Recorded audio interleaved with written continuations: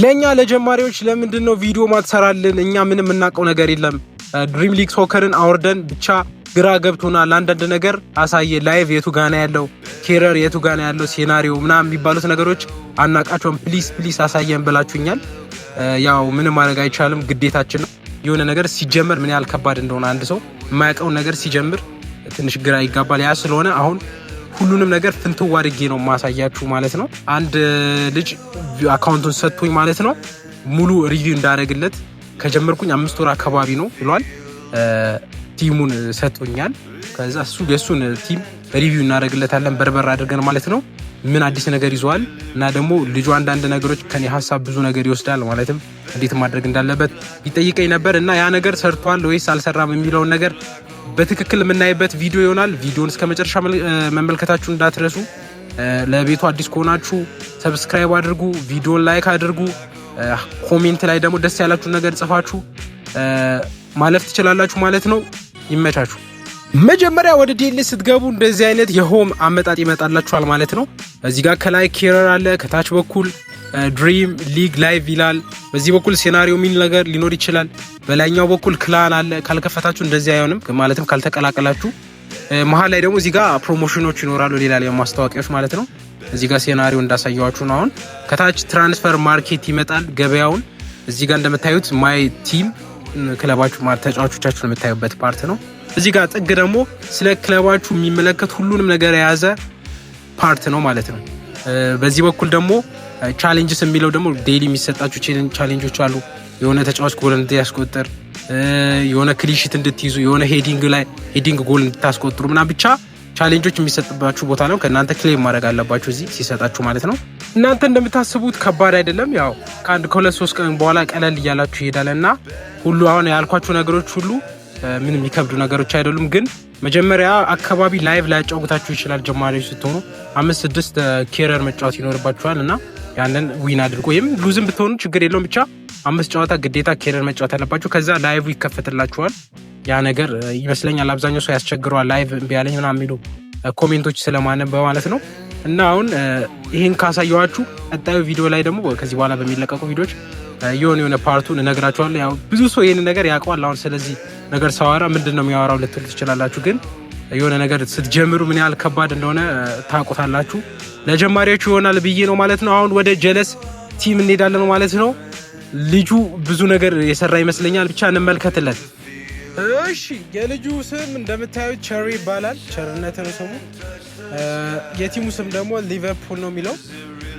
ኤክስፒው 900 ወደ 1 ሚሊዮን የተጠጋ ነው እና ደግሞ 93 የማሳደግ ንጻሪ ያለው ተጫዋቾችን የስቴዲየሙ ካፓሲቲ ወደ 90,000 አካባቢ ነው።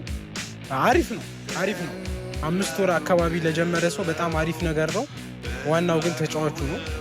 ያው ችሎታ ከሌላችሁ ምንም ማለት አይደለም እና ችሎታ ደግሞ የጀርባ አጥንቱ ተጫዋቾች ናቸው። እስቲ አሁን ዋናዎቹን ነገር እንመልከት። እዚህ ጋር እንደምታዩት ክላን ከፍቷል። ያው ትንሽ ነው ግን እንደምታዩት ክላን ብዙ ሰው የለውም። ካለ መክፈት ይሻለዋልና አሪፍ አድርጓል። እስቲ አሁን ደግሞ ወደ ተጫዋቾቹ ጋር እንሂድ። ምን ይመስላሉ? ዋናው ተጫዋቹ አይደለም ማሳደጉ ላይ እንዴት አይነት ነገር ነው። እንደምታዩት ዊሊያምስ፣ ዴምቤሌ ያለው ኦሊሴ። ዴምቤሌ በ85 ጊዜ ነው መሰለኝ የገዛው። ማክሲሞ 95 ሆነበት። አሪፍ ነው። እዚህ ጋር ማቲያስ አለ፣ ሪቫልዶ አለ፣ ስፔሻል ፕሌየር ማለት ነው። ዋናው ነገር ግን ተጫዋቾቹ ውስጥ ላይ ምንድን ነው ያደረገው፣ በምን አይነት መንገድ ነው ያሳደገው የሚለው ነገር አሁን ላይ በጣም ትኩረት የሚስብ ነገር ነው። ከዚህ በኋላ ለምትጀምሩ ልጆች በጣም ሞራል ሊሆናችሁ የሚገባው ነገር ምንድን ነው የአስተዳደግ መንገድ ነው ማለት ነው። እኛ በአንዳንድ ችግሮችም አስተዳደግ ላይ ብዙ ሚስቴክ ሰርተናል። አሁን ላይ ግን ብዙ አማራጮች አላችሁ። ቪዲዮ መመልከት ትችላላችሁ። ጊዜው የቴክኖሎጂ ነው እና አድቫንቴጃችሁ እሱ ነው ብዬ ነው የምወስደው።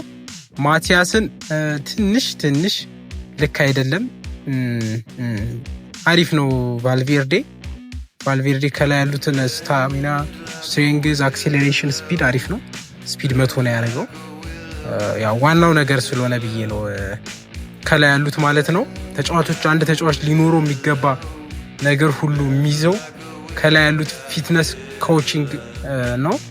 ይሄ በተደጋጋሚ ያወራንበት ነገር ነው። አሁንም ነገሮችን የማስተካከል አቅም አለው፣ ምክንያቱም ገና ማክሲመም ላይ አይደሉም።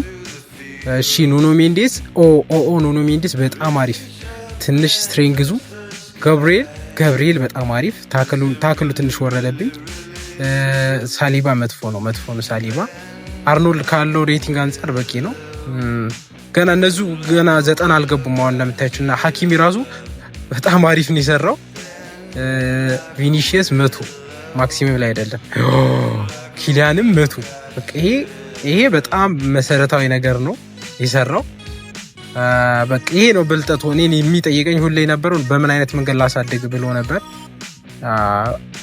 ይሄም አለው አይገርምም? ግን ከዳይናሚክ ስታርሶች ራሱ አሪፍ ነው። እዚህ ጋር ትሬዜጌት አለው እንዲህ ስፔሻሎች ራሱ አሪፍ ሰብስቧል። እስቲ ከታች ዳይናሚክ ስታርሶች ያልሸጣቸዋለ አስተካክለልኝ ሽጥልኝ ብሎኛል። ያው ዝም ብዬ ማይሆኑትን እሸጥለታለሁ። እዚህ ጋር አለው አንደርሰን የሚባለው ማለት ነው። ለማሳደግ በጣም አስቸጋሪ እንትን ስታት ነው ያለው ማለት ነው። ብዙ ነገሩ በጣም አስቸጋሪ ነው። ዝቅተኛ ነው። ኖርማሊ ምን ልበላችሁ በጣም 70 ቤት ናችሁ። ስትሬንግዝ፣ ስታሚና፣ አክሴለሬሽን እና ይሸጥለታል። መሸጠት አለበት። ኩኛም እነዚህ ዴቪድ ምናምን የሚሉትን እንሸጥለታለን ማለት ነው። እስካሁን ባለው ግን በጣም አሪፍ አስተዳደግ ነው። ብዙም የተበላ አይመስለኝም። ከ10 7 አካባቢ በማሳደግ ላይ ማለት ነው። እነዚህን ሙሉ እንሸጥለታለን። ያው ኖርማሊ ኮመን ኮች ነው የሚያደርግልን። እዚህ ጋር እንደምታዩት በጣም አሪፍ ባቲስቱታ አለው። ስፔሻል በጣም ሰብስበዋል። በጣም ዲሳሊም አለ በዚህ በኩል አይገርምም? ዲሳሊም አለ። እነዚህን ማሳደግ በስርዓቱ ከቻለ ምንም ማንም ሰው አይደፍረውም። አንዳንዴ ከብቃታችሁ ጋር ተጨምሮ ያላችሁን ተጫዋች ነው ይበልጥ ከፍ የሚያደርጋችሁ።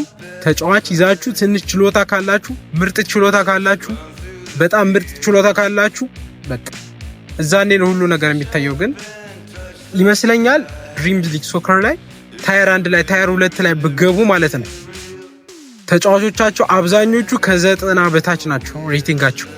በጣም ትደመማላችሁ። እና ምንድነው አንዳንዴ ችሎታ ካላችሁ በትናንሽ ተጫዋቾችም የማሸነፍ አቅም አላችሁ።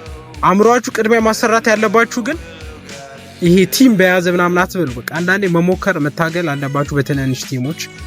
ከዛ ያ ነገር ስታቱን ከፍ ያደርጋችሁ በሄዳችሁ ቁጥር ትልቅ የማትሆኑበት ምንም አይነት ምክንያት የለም። ዋናው ግን አጫወት ነው። ይሄ የተረጋገጠ ነገር ነው። ዓለም ላይም እስካሁን የምናውቃቸው እንደዚህ አይነት ጌመሮች ችሎታቸው የሚወሰነው በራሳቸው ከተሰጣቸው ተፈጥሯዊ ከተሰጣቸው ነገር እና በጥረታቸው ካመጡት ነገር ስለሆነ እናንተም መጀመሪያ ችሎታችሁ ችግራችሁ ላይ ምን አይነት ችግር ነው ያለባችሁ? ፓሲንግ ላይ ነው? ሹቲንግ ላይ ነው? ትኩረት ላይ ነው? አሁን አንዳንድ ሰው ጌም ሲጫወት ትኩረት ያጣል ማለት ነው።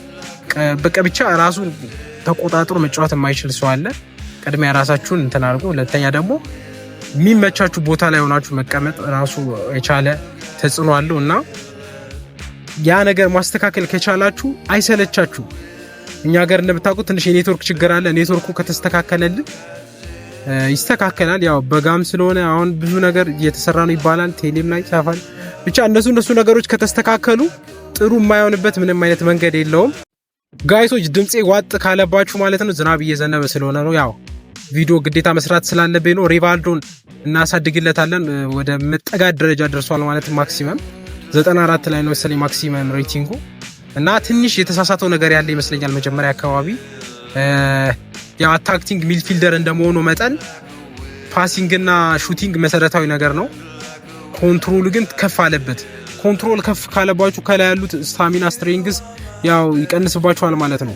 ስለዚህ ግዴታ ሁሉንም 100 ለማድረግ 90 ቤት 95 90 ከዛ በላይ ለማድረግ የተጫዋቹ ሬቲንግ 98 መሆን መቻል አለበት፣ 97 መሆን አለበት እና እንደዚህ ሬቲንጋቸው ዝቅ ያሉ ተጫዋቾች ስታስፈርሙ እኔ አታስፈርሙ እላለሁ። ኖርማሊ ከስፔሻል ፕሌየር ውጪ አሁን እንደነዚህ አይነት ተጫዋቾች በጣም አስቸጋሪ ናቸው ለማሳደግ እና ስትገዙ ከዚህ በኋላ ስትገዙ ይሄን ቪዲዮ ስታዩ ከ85 በታች ባትገዙ በቃ ከ85 በላይ 85 86 በቃ ሁሉም አለ። ተከላካይ ጋብሪኤል 85 ሆኗል አሁን ላይ። ሀኪሚ 85 ነው።